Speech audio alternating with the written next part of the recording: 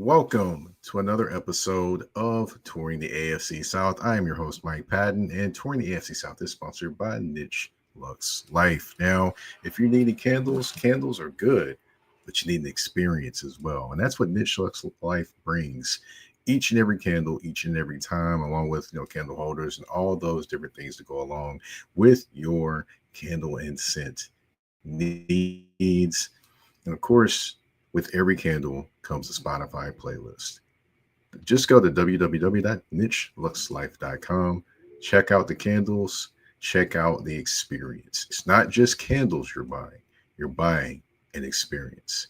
All right, on this episode, we're going to talk about my time at Titans camp this past Saturday, a few observations I have with the Titans, and an old face becoming new again in the AFC South and more.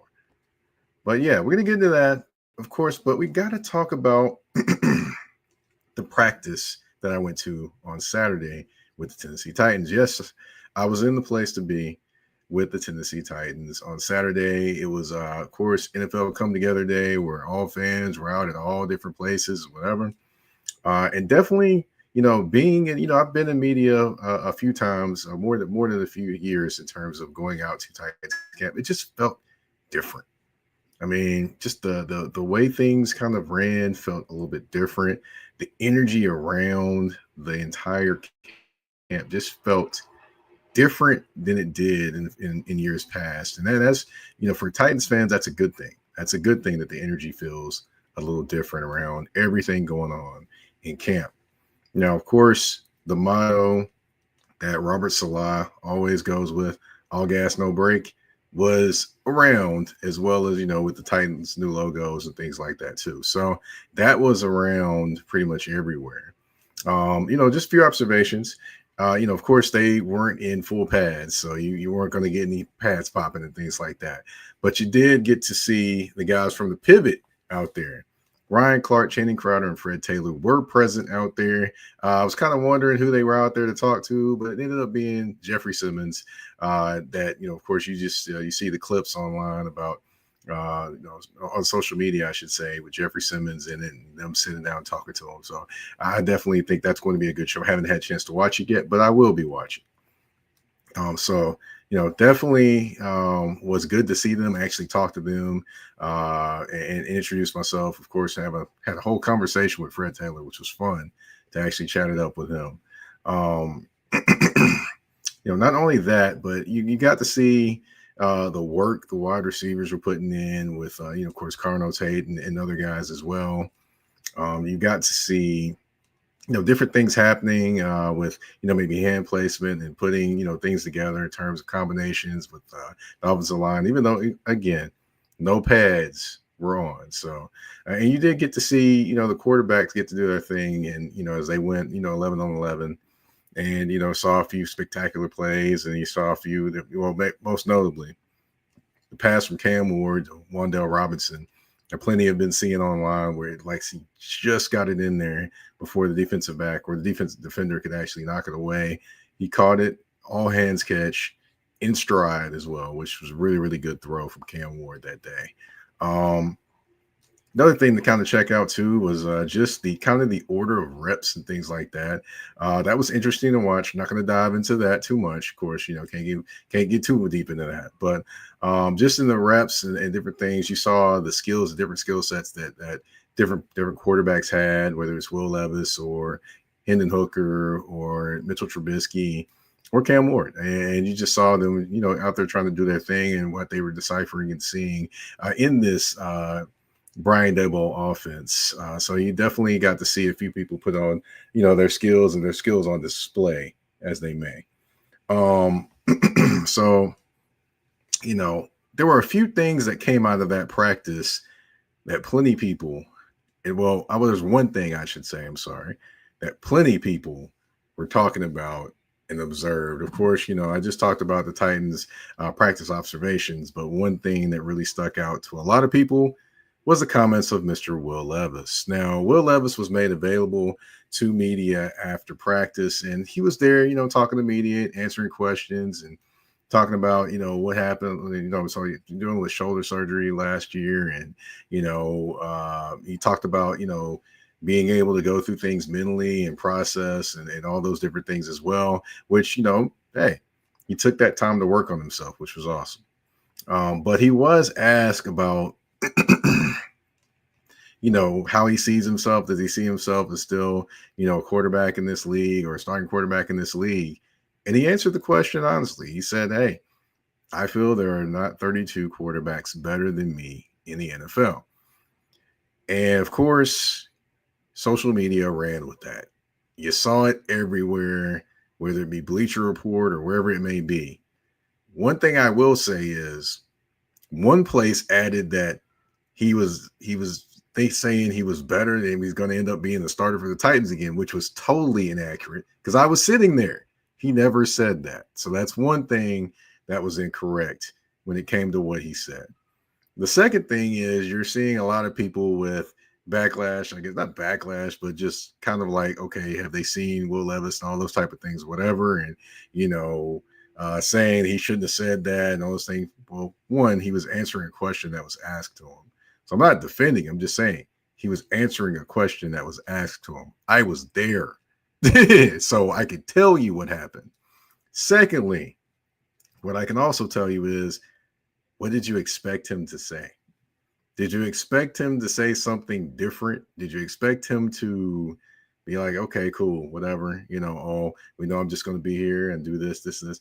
You expect him to have some confidence, people? Did you expect him to speak with no confidence? Did you expect him to say the woulda, shoulda, couldas and all those different things? No. The confidence of pro players is how they got to the NFL. It's how they stay in the NFL as well. Defensive backs, you don't hear them singing the woulda, shoulda, couldas when they get beat on a play. They forget about it and keep going. So for you to expect him to come out there and say, well, I'm just thankful to be here and this. I never expected that. When some players say that, I get it. But do I expect it from players? No, I don't expect it from players. I expect players to talk with confidence. Hey, I'm the best player on this field. I'm the best at this. I got this. I don't need help. Hey, I don't know what you're talking about. I expect players to say things like that. Doesn't bother me one bit that he talked with confidence. Whether you believe it or not, that's another story. But the only thing that matters is he believes it and he wants to go out and try to show it. So whether he shows it or not, that's on him. But I have no problem with him showing confidence in himself. One other thing kind of caught the attention. I would say this is on Tuesday's practice because Monday and Tuesday they started having pads on out there at Titans practice. And of course, in every practice, all across the league, there's going to be some fights. There's going to be some things happen. Of course, there was a fight at Titans practice on Tuesday. Most notably, Jeffrey Simmons gets into it with Austin Slotman, reportedly, and then also gets into it with J.C. Latham. Of course, Robert Saleh blew the whistle and Simmons was working on the side field the rest of the practice. I think when he spoke about it, he talked about in the game he'd be ejected, things like that. Or someone that had mentioned that, and that he was basically out of the practice, but he was still practicing on the side field. And, some people are like, good, he did this, he did that, or this, other. Listen, people, played football all the way since I was a kid, all the way to I was grown. Now, should he have thrown punches or whatever was going on? Probably not. But, fights are going to happen. Fights are going to happen in practice. They are going to happen. They're grown men out there competing against each other. Fights are going to happen. Now, of course, we can't let the Titans or Jeffrey Simmons or any player cannot let that happen in a game. Of course, you got to keep your head, cooler heads prevail so you can stay in the game and help your team. However, that fight or whatever, hey, it's always a learning lesson. It's a learning lesson. And I mean, pretty sure, Jeffrey Simmons sees what Robert Saleh was trying to do in terms of not having him in practice anymore after that.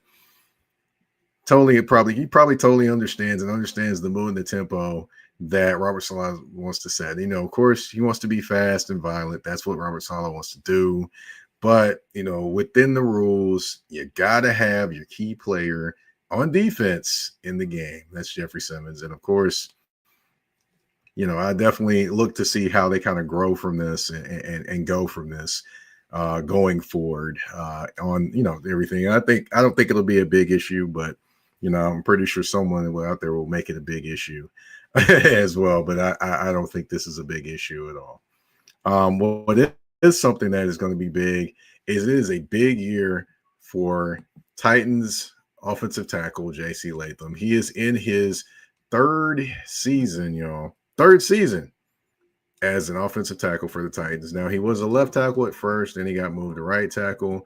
Wasn't necessarily a lot of people, have their questions about him. He slimmed down last season. It wasn't necessarily great to start, but he did finish the season well. But one good thing about this season and then learning a new offense is that he has somebody to depend on. That guy's name is Austin Slotman. Austin Slotman actually played for Brian Daboll with the New York Giants, and he is now competing for the starting center spot for the for the Tennessee Titans. So, I got to ask J.C. Latham a question about that and his help there. And take a listen. Let me know what you think.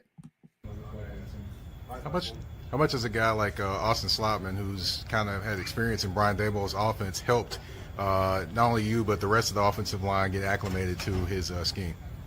Tremendous. I mean, when you have a guy that's brought in that knows the offense, because coaches, as great of a coach as you are, you're not on the field, So Slotman, Slidey, he's great to kind of break it down. So like last night, I think we spent like 30, 40 minutes together just going over all the NASCARs that we've installed so far. There's like 200 or 300 of it or whatever it was.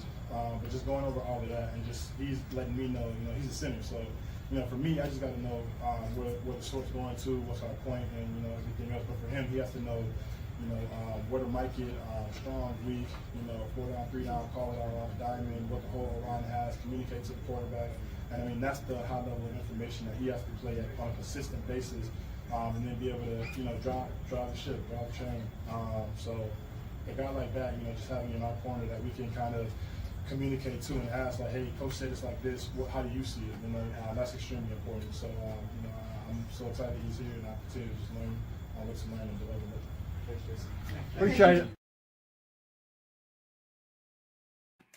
All right, that was J.C. Latham, the right tackle for the Tennessee Titans. And you hear how he spoke about Austin Slotman. Austin Slotman knows this offense that they are putting together here with Tennessee. He has experience in it. He's calling out the calls. He's helping him get acclimated and ready in this offense. I mean, and not only him, I mean, you look at, for example, Carnell Tate. He's looking at his fellow wide receivers like Calvin Ridley, who played for Brian Daboll at the University of Alabama.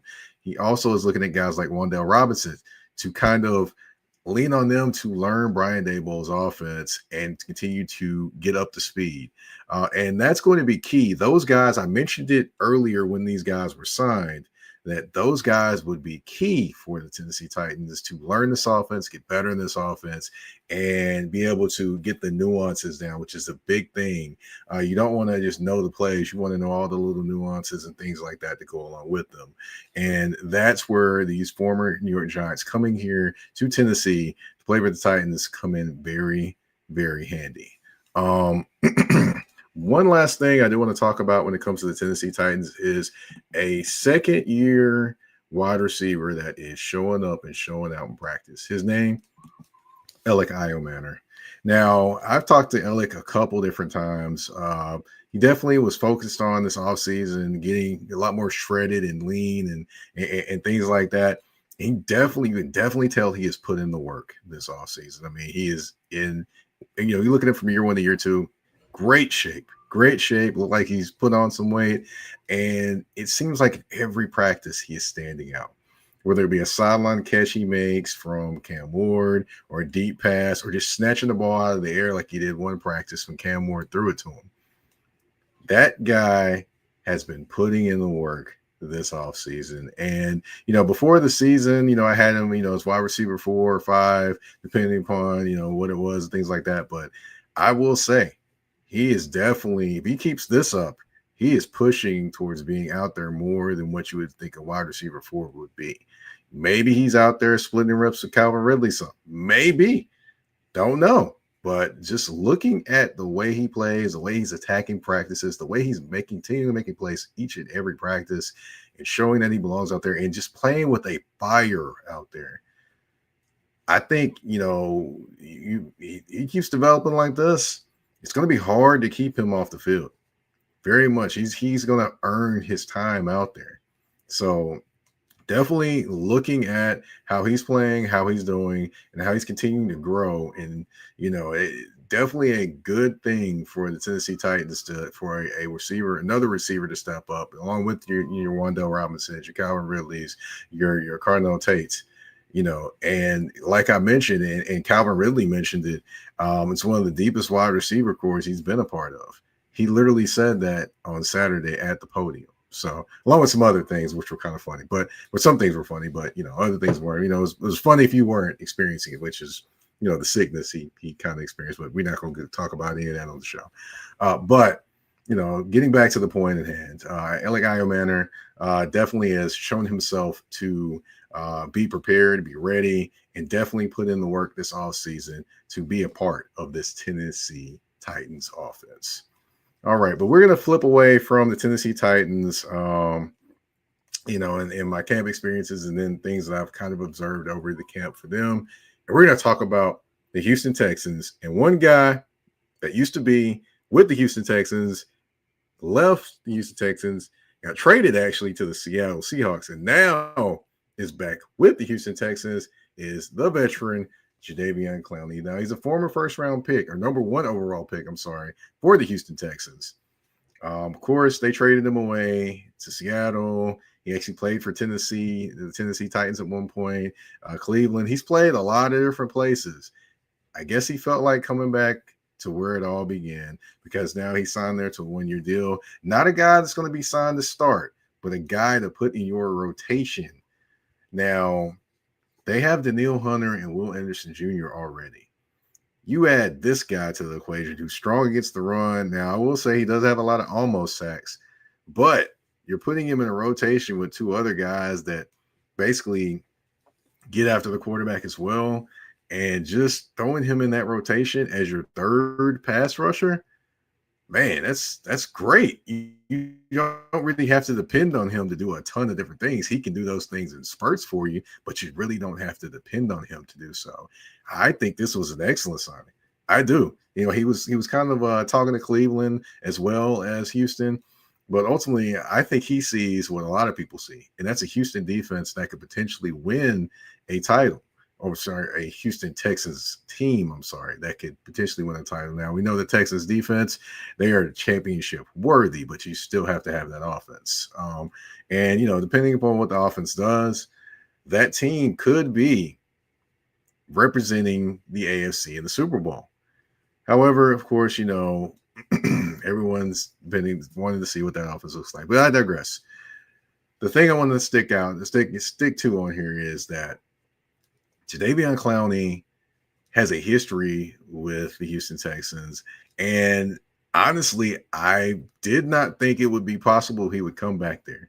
However, this is the thing that always happens, y'all. Always happens that fences get mended, people turn another leaf, and can heal those wounds that were left.